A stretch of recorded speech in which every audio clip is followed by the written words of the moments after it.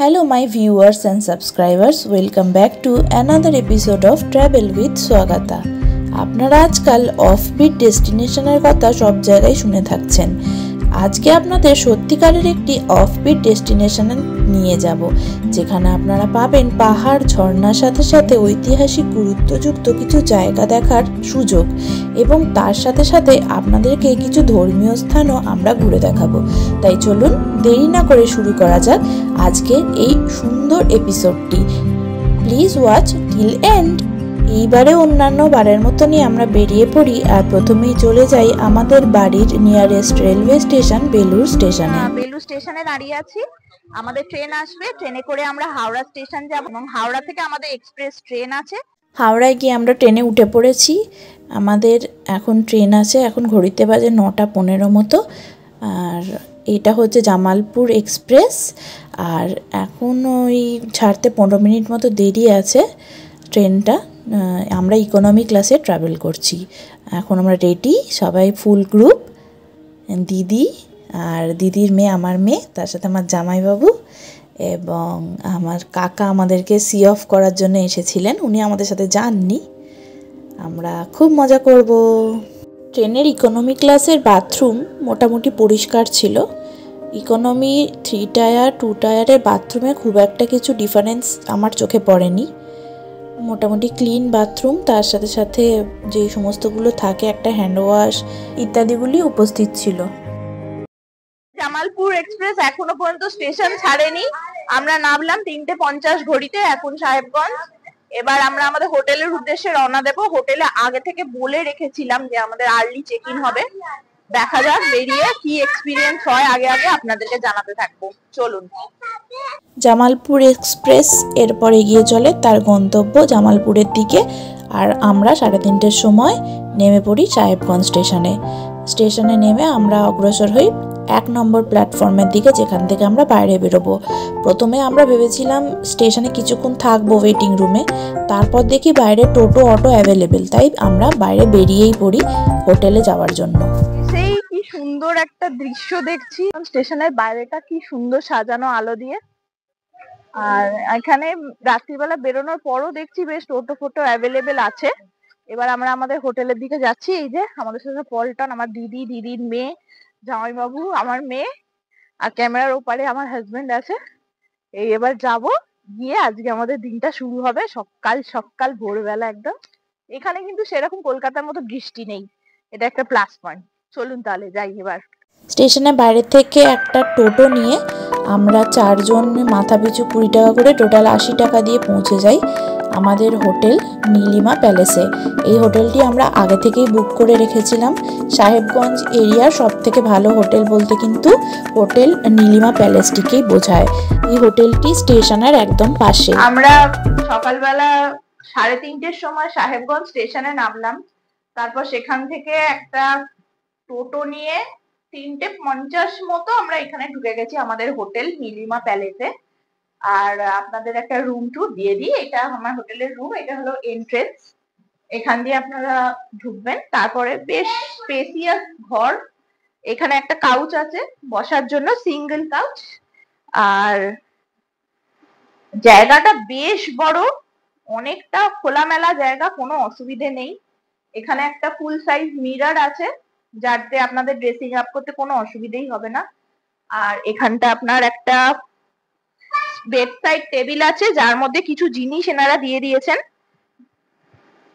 এগুলোর মধ্যে আছে আপনার টুথ কিট, ডেন্টাল কিট আছে, একটা চিরুনি আছে, ভুজিয়া, বিস্কিট, এইগুলো আছে। আর এই যেগুলো টয়লেটরিজ থাকে সেই সব টয়লেটরিজ আছে এর মধ্যে সাজানো গোছানো। এখানে একটা ফোন আছে যেটা দিয়ে আপনি রিসেপশনের সাথে যোগাযোগ করবেন। আর বেডটা তো বেশ বড় আর খুব কমফোর্টেবল একটা বেড, ভীষণ ভালো। এখানে 2টো ব্ল্যাঙ্কেট দিয়ে দিয়েছে, একটা টাওয়েল দিয়ে দিয়েছে। সেখানে টাওয়েলের মধ্যে সুন্দর করে লেখা আছে হোটেল নীলিমা প্যালেস। এই জায়গাটাও বেশ বড়। এখানে একটা উইন্ডো আছে। এখন তো রাত্রিবেলা, মানে ভোরবেলা, যার জন্য বাইরেটা অন্ধকার। একটা সুন্দর উইন্ডো আছে, মানে আপনাদের কনজেস্টেড লাগবে না রুমটা। এখানে ডাস্টবিন আছে, আর এখানে ইলেকট্রিক কেটেল আর টি কিট দিয়ে দিয়েছে। চা কফি আর দুধ 2 কাপ, এখানে জল দিয়েছে 1 লিটারে কমপ্লিমেন্টারি, তার সাথে 2 গ্লাস আছে। এইটা আমার হোটেলে মেনু কার্ড আছে। একটা চেয়ার দিয়েছে ওনারা, আর বাথরুম যেটা সব সময় ইম্পর্টেন্ট সেটা, এটা একটা ফুটম্যাট দিয়েছে বাথরুমের সামনে। আসুন বাথরুমটাও দেখিয়ে দিই। বেশ বড়, মানে যতটুকু প্রয়োজন ততটুকু বড় আছে বাথরুমটা, ক্লিন একদম। ক্লিননেসের বাথরুমে একটা হ্যান্ড টাওয়েল দিয়ে দিয়েছে। গিজার আছে, কিন্তু গিজারটা ওনাদের মানে ইনস্টলড গিজার, আলাদা করে চালাতে লাগবে না, ওদের ইনস্টলড সোলার গিজার। এই হোটেলের রুম বাথরুম সবই স্যাটিসফ্যাক্টরি ছিল। আপনারা কিন্তু সাহেবগঞ্জ এনে লিনিমা প্যালেস চুজ করতেই পারেন। সাহেবগঞ্জে সকালবেলা আমরা 3:30-র সময় এসেছি এখানে, আর এখন ঘড়িতে বাজে 8:30। একটু রেস্ট নিয়েছিলাম, ব্রেকফাস্ট অর্ডার করেছি। আপনাদের সাথে শেয়ার করে নিচ্ছি যে নীলিমা প্যালেসে ব্রেকফাস্টে কীরকম কী দিচ্ছে। হ্যাঁ, বেশ হাইজেনিক ওয়েতে এনারা কিন্তু সব কভার করে খাবার তারপর পাঠিয়েছেন। আমরা নিয়েছি 1 পিস আলুর পরোটা, একটা এগ পোচ, আর তার সাথে দিয়েছে আচার, আর এটার একটা আমরা নিয়েছি ব্রেড অমলেট। এটা হচ্ছে আমাদের আজকের ব্রেকফাস্ট। এরপর তাড়াতাড়ি ব্রেকফাস্ট করে রেডি হয়ে অটো রিজার্ভ করে আমরা বেরিয়ে পড়ি। আমরা এখন মতি ঝর্ণার পথে যাচ্ছি অটো করে। একটু ব্যাক পশলা বৃষ্টি হয়ে গেল, বাইরেটা দারুণ একটা ল্যান্ডস্কেপ, দারুণ লাগছে, খুব মজা হচ্ছে।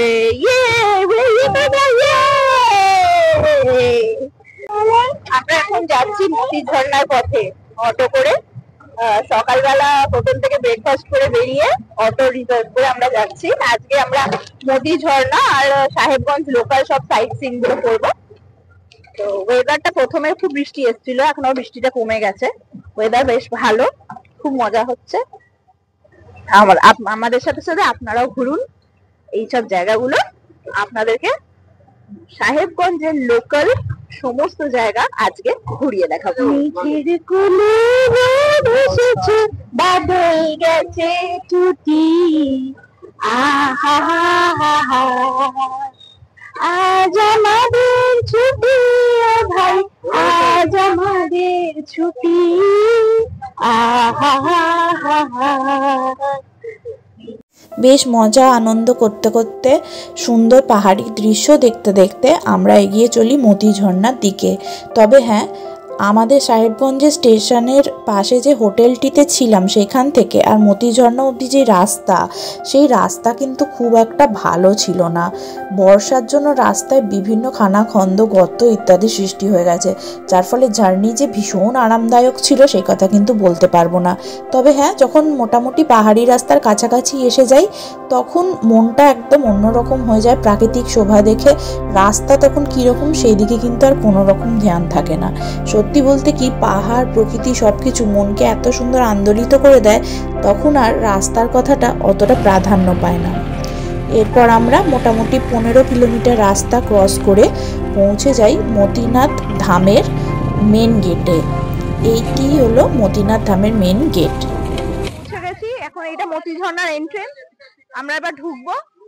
প্রচন্ড রোদ্দুর এখানে হঠাৎ করে হয়েছে, আর খুব গরম লাগছে। দেখি কি এক্সপিরিয়েন্স হয়। অনেকটা উপরে পাহাড়ে উঠতে হবে, চলুন। বর্ষাকাল হওয়া সত্ত্বেও বেশ গরম কিন্তু ঝাড়খণ্ডের ওয়েদার, তাই আপনারা প্রিকশন নিয়েই যাবেন, ছাতা ক্যারি করতে পারেন। এখানকার এন্ট্রি ফি ছিল মাথাপিছু 5 টাকা করে। এই টিকিট কেটে আমরা পাহাড়ি রাস্তা ধরে উপরের দিকে উঠতে শুরু করি। তবে খুব যে উঁচু রাস্তা বা উঠতে যে খুব কিছু কষ্ট হবে সেই ব্যাপার কিন্তু নেই। সামান্য 15 মিনিট মতো আপনাদেরকে চড়াই উঠতে হবে, তারপরে দেখতে পাবেন অপূর্ব সুন্দর পাহাড়ে ঘেরা মতি ঝর্ণাকে। ওঠার সময় রাস্তার বাঁ দিকে আমরা পেয়ে যাই প্রথমেই মতি ঝর্ণার প্রথম ভিউ পয়েন্টটি।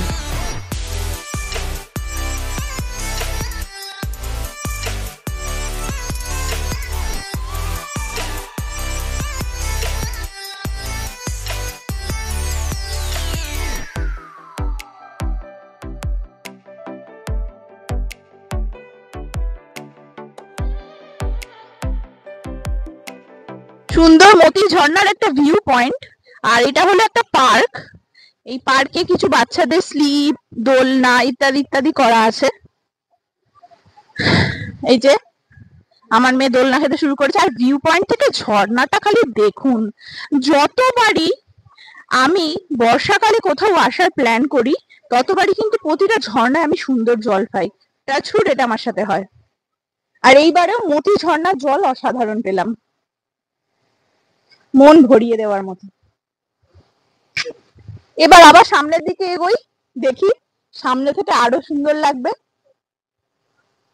আনন্দ করতে করতে আরও খানিকটা চড়াই পথ উঠে আমরা এগোতে থাকি মতি ঝর্ণাকে সামনে থেকে দেখার জন্য।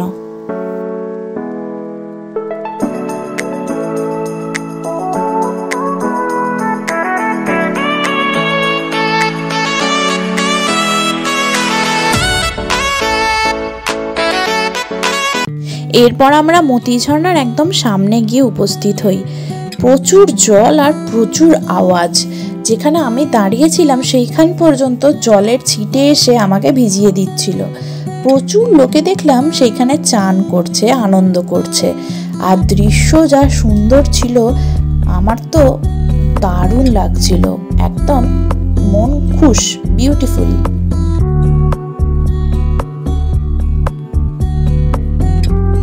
প্রবেশ করছি মতিনাথ ধামে। মতি ঝর্ণার পাশে মতিনাথ ধাম, চলুন। এই রাস্তা দিয়ে যাওয়ার সময় জলের ছিটে কিন্তু আপনাকে পুরো চান করিয়ে দেবে। দেখেই বুঝতে পারছেন জায়গাটা পুরো ভিজে গেছে। আর এখানে গরম ওয়েদারের মধ্যেও অপূর্ব সুন্দর একটা ঠান্ডা পরিবেশ।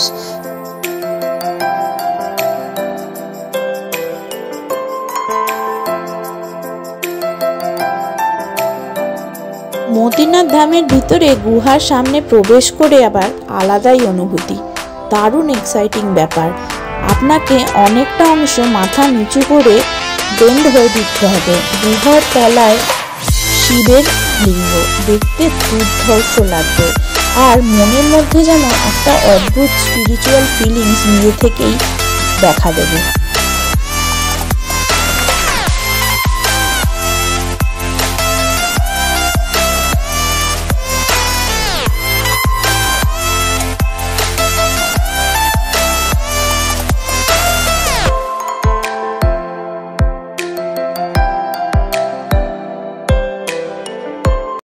মন্দিরের ভিতর থেকে মতি ঝর্ণার দৃশ্য দেখুন।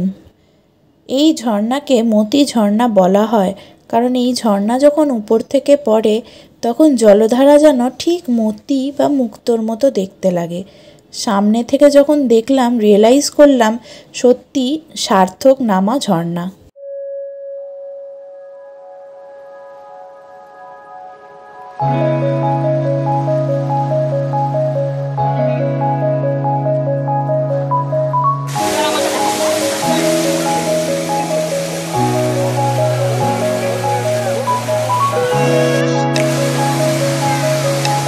কিছুটা সময় ঝর্ণার জলে মজা করে আমরাও সময় কাটিয়ে নিই।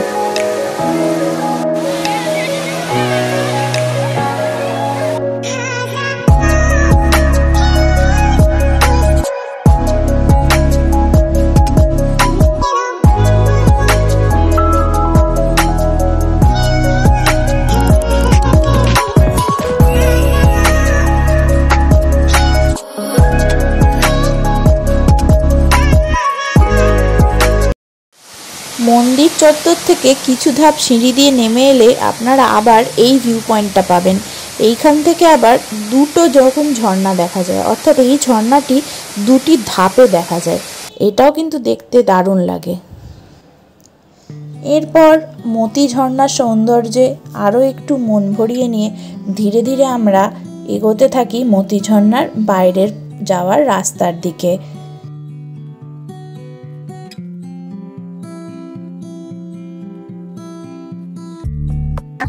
তাই পাহাড়ে ওঠার দুধারে রাস্তায় অনেক কিছু দোকান বসেছে, অনেক রকম খেলনা, রুমাল, চশমা, টুপি, অনেক ধরনের জিনিস। এতে আরো বেড়াতে যাওয়ার আনন্দটা আরো একটু যেন বেড়ে যায়। আর কত রকম সফট টয়েস, বুবু দেখ কত সফট টয়েস, টয়েস না বলে কত সফট টয়েস।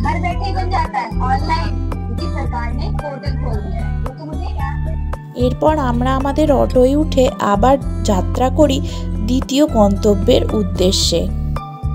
মতি ঝর্ণা থেকে আমাদের দ্বিতীয় গন্তব্যের দূরত্ব ছিল প্রায় 10 কিলোমিটার, আর আমরা এসে পৌঁছে যাই বারাদুয়ারিতে বা বারোদুয়ারিতে।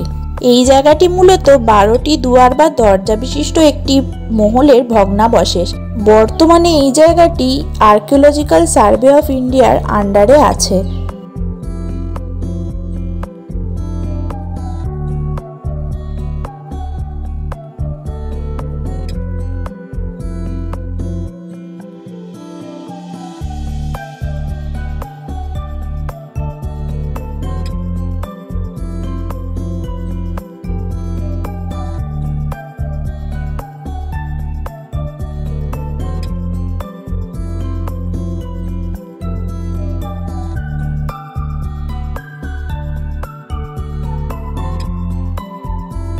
বারোদুয়ারিতে প্রবেশ করে আমরা বেশ কিছুটা সময় বারোদুয়ারিটা ঘুরে দেখে নিই। এখানটা ঘুরে দেখতে আপনাদের আধ ঘন্টা থেকে 40 মিনিট মতো সময় লাগবে। আর এখানের পুরনো দিনের যে ইমারতটা আছে সেটা কিন্তু আপনার মনে বেশ একটা সুন্দর ঐতিহাসিক ফিলিংস জাগিয়ে তুলতে পারবে। আর তখনকার দিনের অত উঁচু উঁচু দেওয়াল এবং উঁচু উঁচু গম্বুজের মতো সিলিং ইট দিয়ে যে কিভাবে আশ্চর্যভাবে বানানো হতো সেটাই হলো আশ্চর্য ব্যাপার। এই ধরনের পুরনো যত রকম ইমারত দেখেছি বেসিক্যালি সেগুলো কিন্তু হয় থাম ছাড়া তৈরি করা।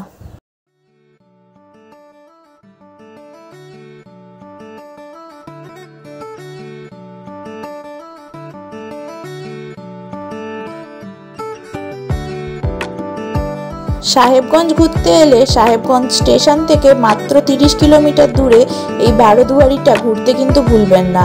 এই বারোদুয়ারি থেকে কিন্তু দূরে গঙ্গাকেও খুব সুন্দর দেখতে লাগে, আর আপনাদেরও কিন্তু বারোদুয়ারি ঘুরে দেখতে বেশ ভালো লাগবে আশা করি।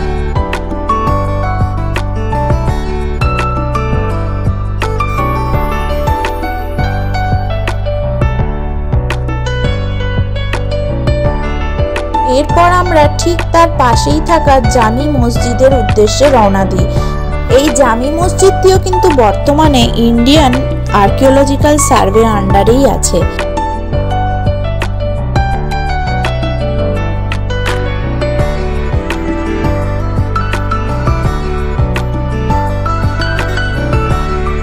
অনেক বড় জায়গা জুড়ে এই মসজিদটি বানানো হয়েছিল এবং এই মসজিদের মধ্যে বেশ কিছু সুন্দর সুন্দর গার্ডেন করা আছে, তার সাথে বসার ব্যবস্থাও করা আছে। আপনারা চাইলে অনেকটা সময় কিন্তু এইখানে কাটাতে পারেন। আর আমরা যখন গিয়েছিলাম তখন বিকেল হয়ে এসেছিল, তাই আমাদের বেশ ভালো লাগছিল ওই সময়টাও এখানে কাটাতে। আমরা প্রায় 1 ঘন্টা মতো সময় জামি মসজিদের প্রাঙ্গণে কাটিয়ে দিয়েছিলাম। দিল্লির জামি মসজিদ বা জামা মসজিদের আদলেই কিন্তু এই মসজিদটি তৈরি করা হয়েছিল বলে মনে করা হয়।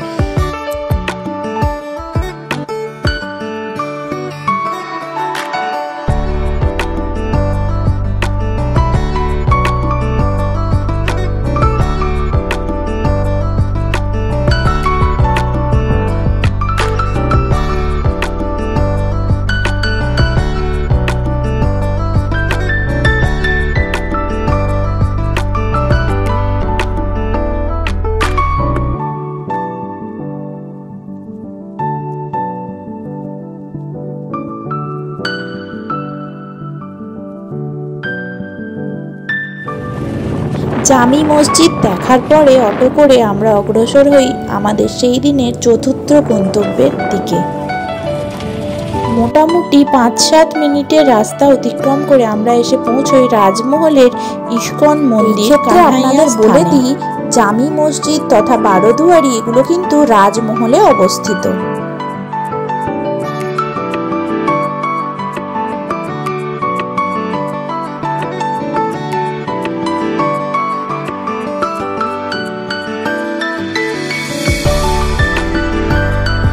পৌঁছে গেলাম আমরা কানহাইয়া স্থানে। চলুন ভেতরে গিয়ে দেখি কি আছে।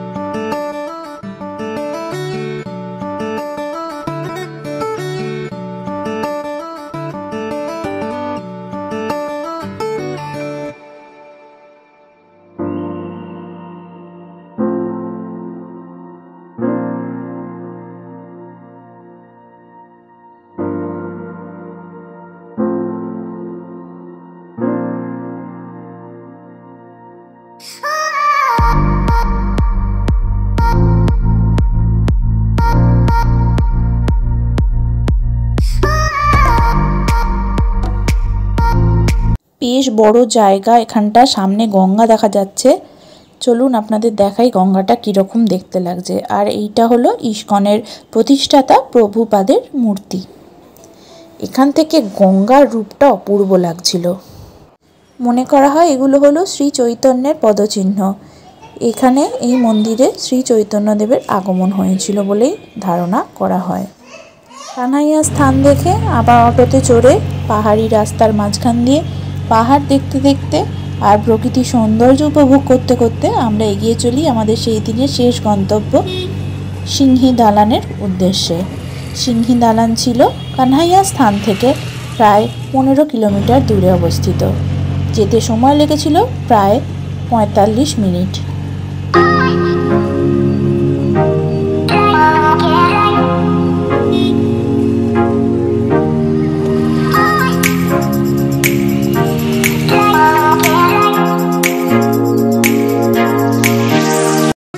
আমরা এসে পৌঁছলাম সিংহি দালানে। এখানে পার্ক আছে, তার সাথে গঙ্গা আছে। আর গঙ্গার উল্টো দিকে যে জায়গাটা সেটা হলো আমাদের মালদা জেলা। আর এখানে পরিবেশটা বেশ সুন্দর লাগছে। বিকেলবেলায় আমরা এসেছি। সিংহি দালান থেকে গঙ্গার যে ভিউ পাওয়া যায় সেই রকমভাবে কিন্তু সচরাচর আমরা গঙ্গাকে দেখতে অভ্যস্ত নই। এখানে গঙ্গা সত্যি সত্যি সুবিস্তৃত। গঙ্গার এই পার থেকে ওই পার প্রায় দেখাই যায় না।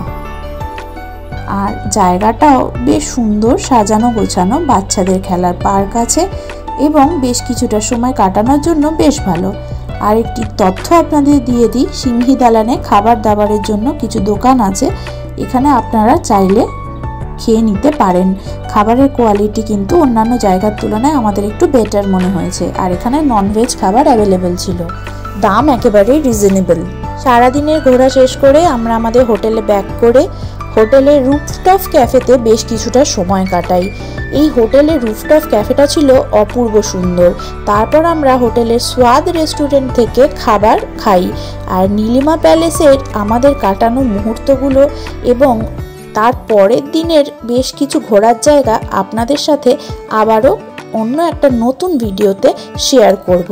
তবে হ্যাঁ, তার জন্য কিন্তু আমার চ্যানেলটিকে সাবস্ক্রাইব করে ফেলতে হবে আর নোটিফিকেশান বেলটিতে টাচ করে নোটিফিকেশান অন করে দিতে হবে, যাতে আমার ভিডিও এলে আপনারা কখনো মিস না করেন। আর আমরা সাহেবগঞ্জের দ্বিতীয় দিনে দারুণ যে জায়গা ঘুরেছি সেগুলো আপনারা দেখতে পান। Tata, bye bye.